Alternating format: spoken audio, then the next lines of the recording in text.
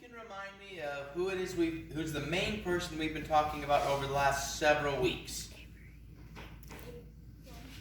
Yep, Abraham. So, now, based on what we've been talking about, would you guys consider Abraham a hero? Yes. A man of faith? Someone who listens to God? Well, we're going to backtrack just a little tonight, because it's important you guys get all of Abraham's story, and the fact is that there were times in his life that he wasn't as faithful as he should be. And so we're going to try to learn a bit from that as well. So Abraham and Sarah, they've lived in Canaan for a while now, but as of yet, God has still not fulfilled the promise he made to grant them a child. They've waited a long time. It's starting to look more and more like Sarah can't have kids. Not to mention she's pretty much in the period where a woman's not supposed to be able to have them. So you can imagine they're probably getting a little frustrated waiting on God to do what he said, right? Well, unfortunately, Sarah decides to take things into her own hands.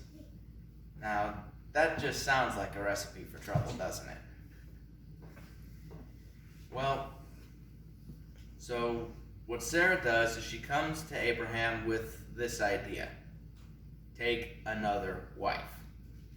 In Abraham's day, it was considered okay for a man to have more than one wife. Yeah, I know, that seems weird from our point of view, right?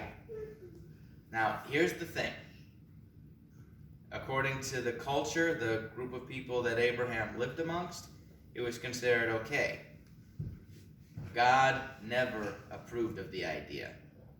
His idea of marriage was one man, one woman, no other options.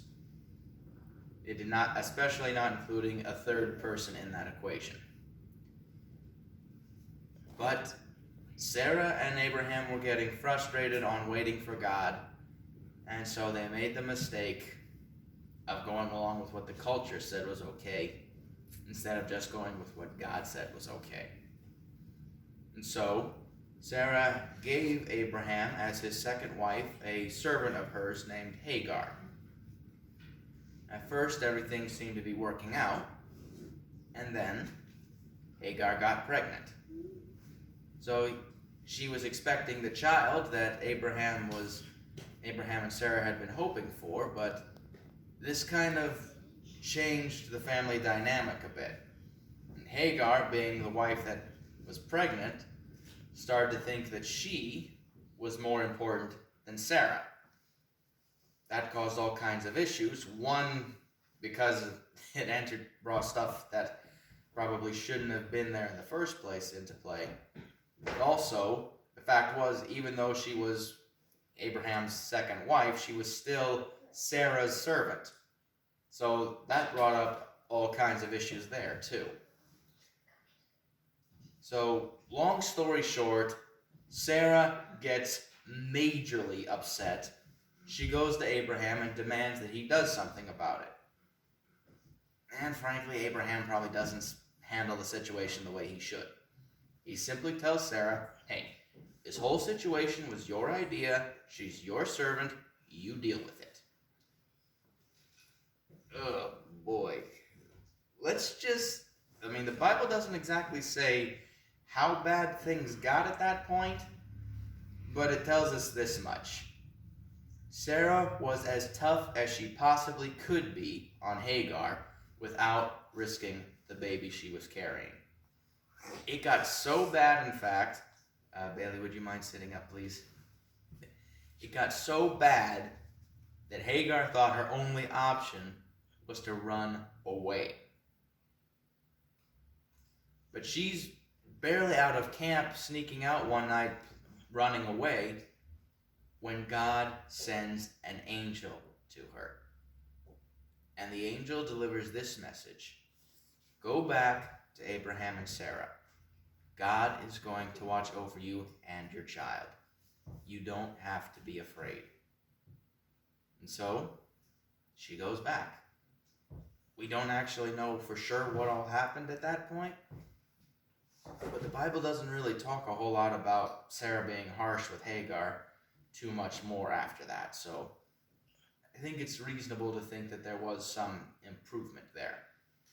And eventually, Hagar does have her child, a son named Ishmael, a name which means God sees me.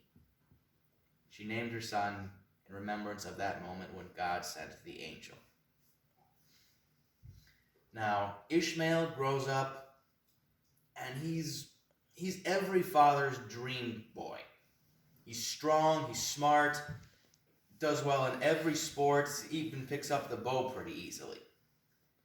He's the kind of son that people would expect to become tribal leader someday. He was the guy that everyone thought, yeah, that is definitely the guy who's going to be the next Abraham.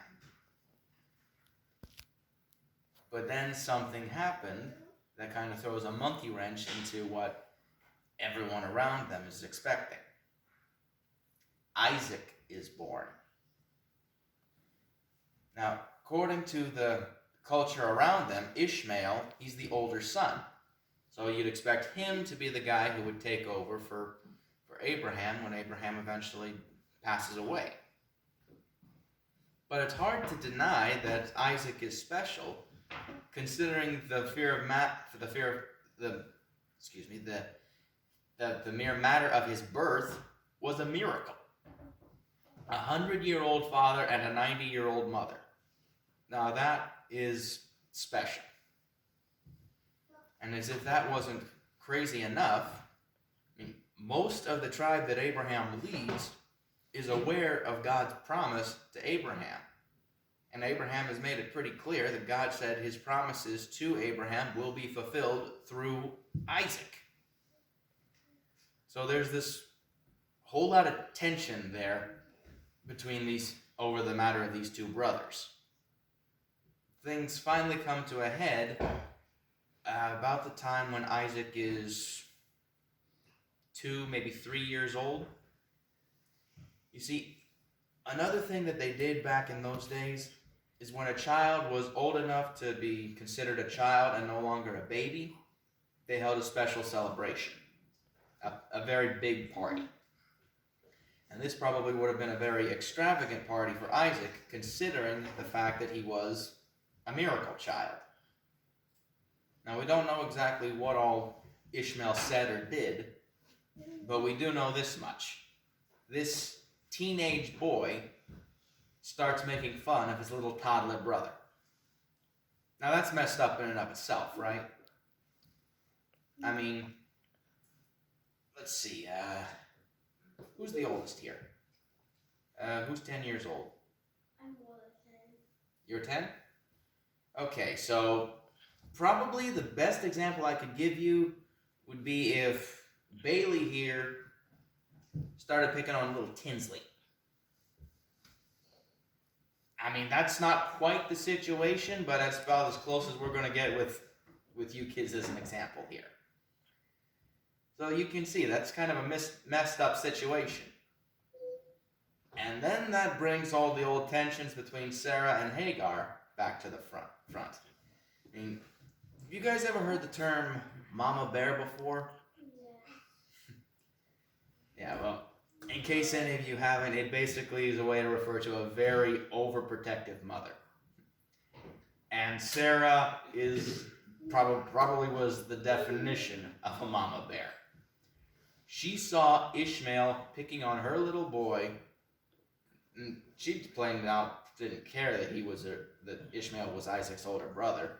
She goes straight to Abraham and says, "Get rid of him and his mother. I don't want those two around claiming anything that should belong to Isaac." Now this puts Abraham in a bit of a spot. I mean, he loves both of his sons.